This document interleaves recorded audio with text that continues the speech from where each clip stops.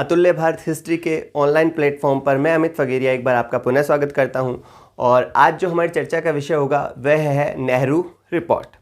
तो सबसे पहले नेहरू रिपोर्ट की अगर पृष्ठभूमि की बात की जाए तो हम इसे 1919 के अधिनियम से प्रारंभ करते हैं। 1919 का अधिनियम 1919 का अधिनियम जब ब्रिटिश सरकार के द्वारा लाया गया तो इसका भारत में विरोध प्रारंभ हो गया, जिसका कारण था कि इसमें जो कानून बनाए गए वह भारतीयों को अपर्याप्त नज़र आ रहे थे। वे भारतीयों को संतुष्ट नहीं कर रहे थे क्योंकि इसमें किसी प्रकार के अधिकार उन्हें प्रदान नहीं किए गए। इस मॉन्टेग्यू चेम्सफोर्ड अधिनियम का विरोध हुआ। इसी के कारण ब्रिटिश सरकार के द्वारा यह निर्णय लिया गया कि इस अधिनियम में तत्काल किसी प्रकार का कोई बदलाव किया जाना संभव नहीं है, लेकिन हम आपको अर्थात भारतीयों को आश्वासन देते हैं कि इस अधिनियम के 10 वर्ष पूर्ण होने पर, कितने वर्ष, 10 वर्ष पूर्ण होने पर हम इसकी समीक्षा के लिए एक कमीशन का गठन करेंगे, एक कमेटी गठित करेंगे।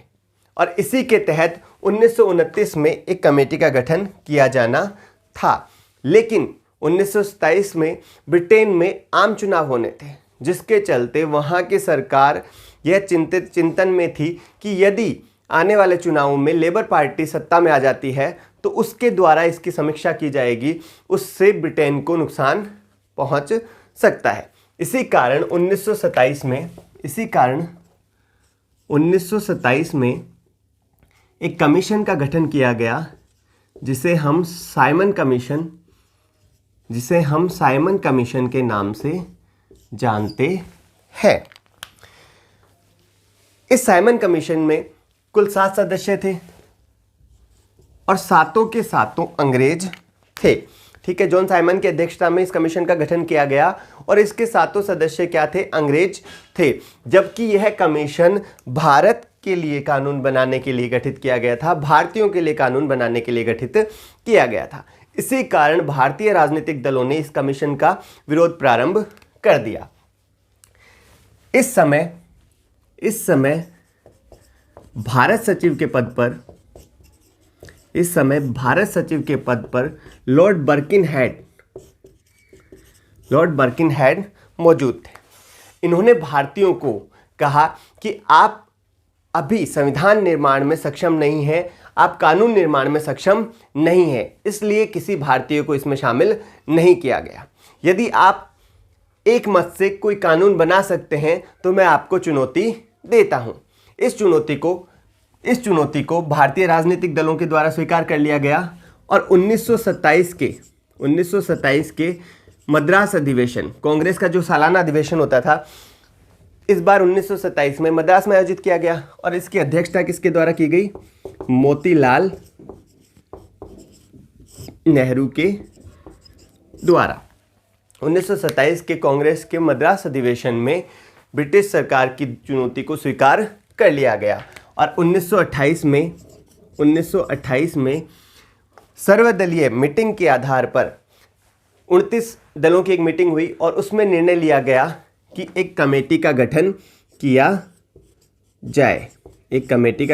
जाए और इस कमेटी में कुल 8 सदस्यों को शामिल किया गया।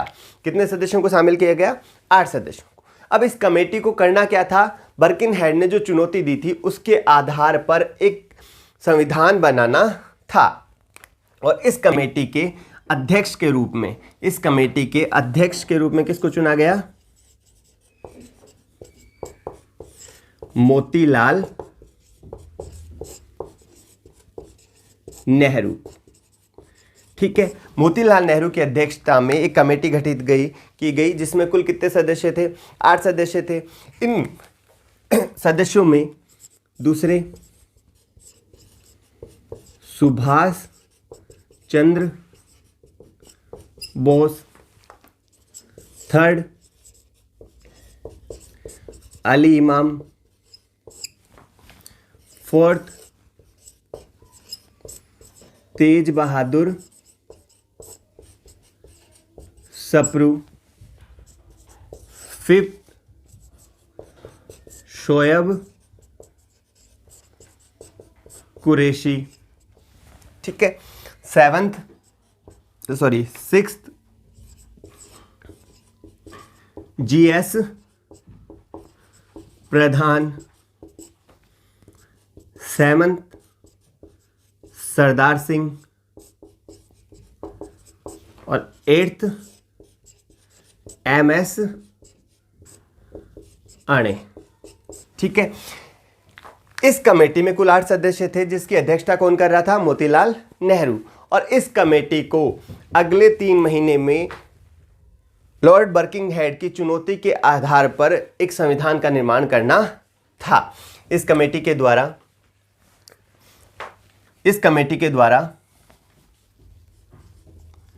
अगस्त 1928 में अपनी रिपोर्ट सरकार के समक्ष रखी गई। ठीक है, अगस्त 1928 में इस कमेटी ने अपनी रिपोर्ट सरकार के समक्ष रख दी और इसी रिपोर्ट को नेहरू रिपोर्ट के नाम से जाना जाता है। ठीक है, मोतीलाल नेहरू की अध्यक्षता में यह कमेटी गठित की गई थी, इसलिए इस कमेटी ने जो रिपोर्ट सौंपी उसे क्या नाम दिया गया? नेहरू रिपोर्ट। इस रिपोर्ट के आधार पर इसमें जो कानून नियम शर्तें रखी गई वो क्या थी? पहला, भारत को डोमिनियन स्टेट का दर्जा दिया जाना। ठीक है, भारत को डोमिनियन स्टेट का दर्जा प्रदान किया जाना। दूसरा, भारत में द्विसदनात्मक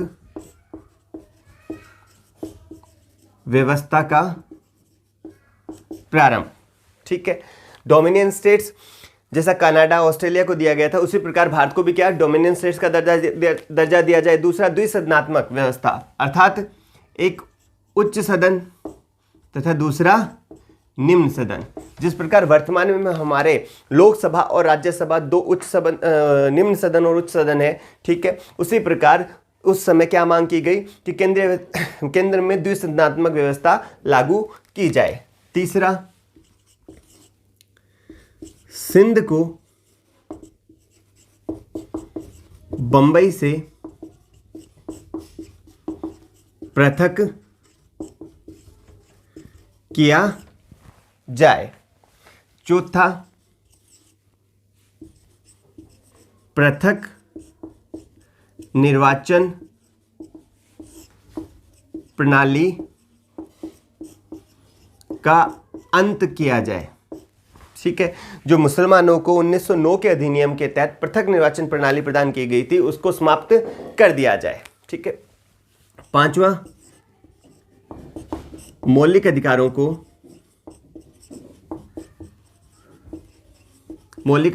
को संविधान में शामिल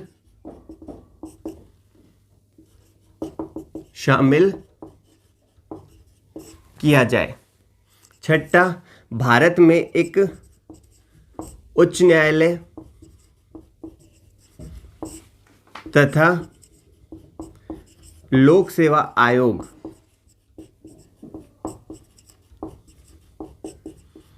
का गठन किया जाए। ठीक है, इसके अतिरिक्त